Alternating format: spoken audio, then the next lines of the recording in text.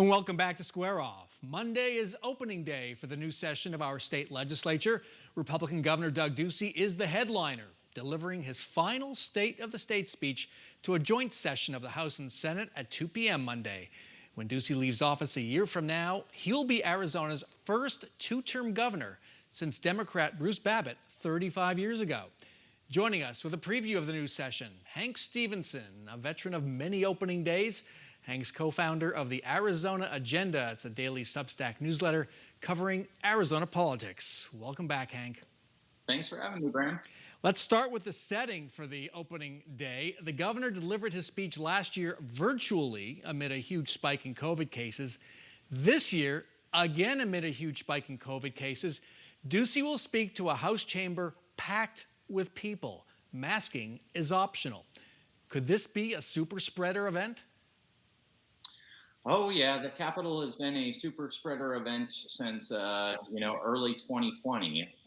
He will be pressing palms in person again this year, like it's 2019. So, mask up and bring lots of antibacterial gel, I guess. That'll be interesting. I think we can assume the Democrats will be fully masked. Don't know about the Republicans. Now, we can assume the governor will use the speech not just to lay out his plan for the year ahead, which is customary, but also to look back over the last 7 years.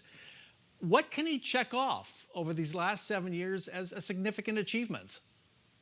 Yeah, I mean, lame duck governor, this is his last chance to brag on all that he's accomplished in the last 7 years. I think we'll hear a lot about the economy and the contrast to when Ducey first took office. I think a big question will be, will he talk about lawmakers' attempt to repeal and replace the tax cut that they passed last year that's now subject to a referendum or a citizen's veto? And also, I'm curious what he has to say about COVID, which, of course, is spiking right now, partly because we have prioritized the economy over killing COVID. And there is the potential for fireworks when you look at the backdrop for this session. It almost makes me dizzy.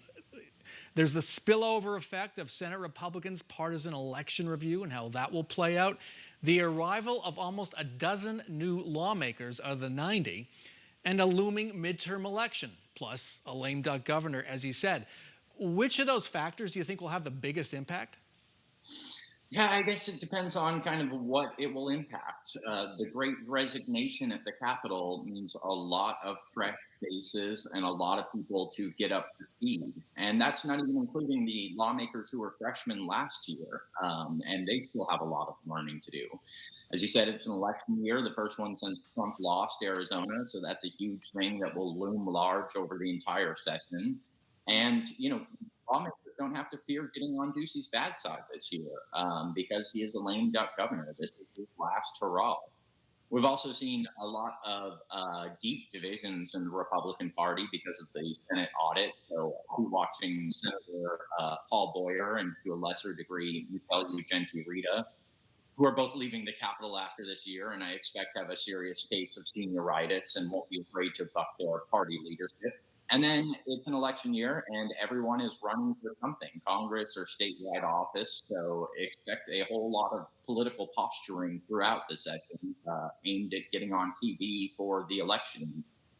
Let's talk about a really big issue that's flying under the radar, and especially for voters who care about K-12 education. There's a major school funding problem that's a really big deal. A state Supreme Court ruling last year could strip an estimated $1.2 billion in sales tax revenue from school budgets. Yeah, try to explain that as simply as possible.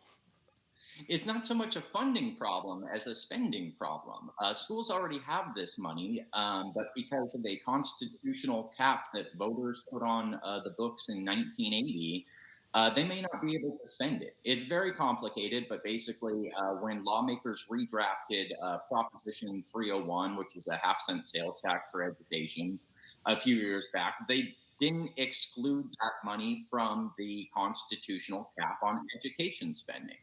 And add to that, this complex formula that creates the cap also takes into account student enrollment, which was down significantly during the pandemic.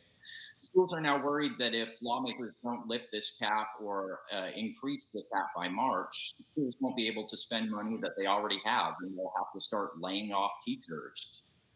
So one of my big questions is, will Doug Ducey address this problem directly, or will he kind of take the easy way out by talking about things like mask mandates, vaccine mandates, critical race theory? Yeah, well, and we expect to see a lot of that in bills. When we talk about legislation, I want to check off first, water is a really big issue. The shortage on Lake Mead has to be dealt with. Check off a couple other bills we're expecting to see.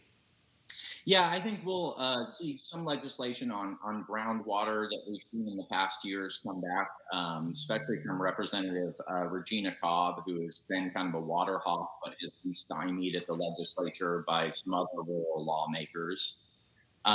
Elections is going to be a huge chunk of our time this year. I wrote something last week about the non-crazy ideas that are coming from the far right election denying crowd.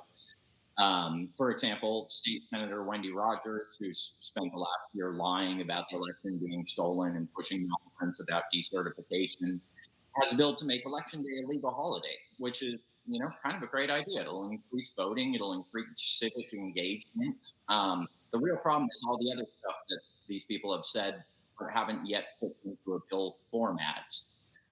Rogers, for example, is among a group of lawmakers who want to end mail-in voting altogether and instead have 1 day of voting. They're so far out there, they want to count all ballots by hand. And you think election results take a long time now. That's not only a terrible idea, it's darn near impossible. And if you are not confident in the election results as tallied by machines, then I don't think that humans are going to do any better a job at counting our election results. All right. Hank Stephenson, it's going to be a very unpredictable session. Thanks so much for joining us.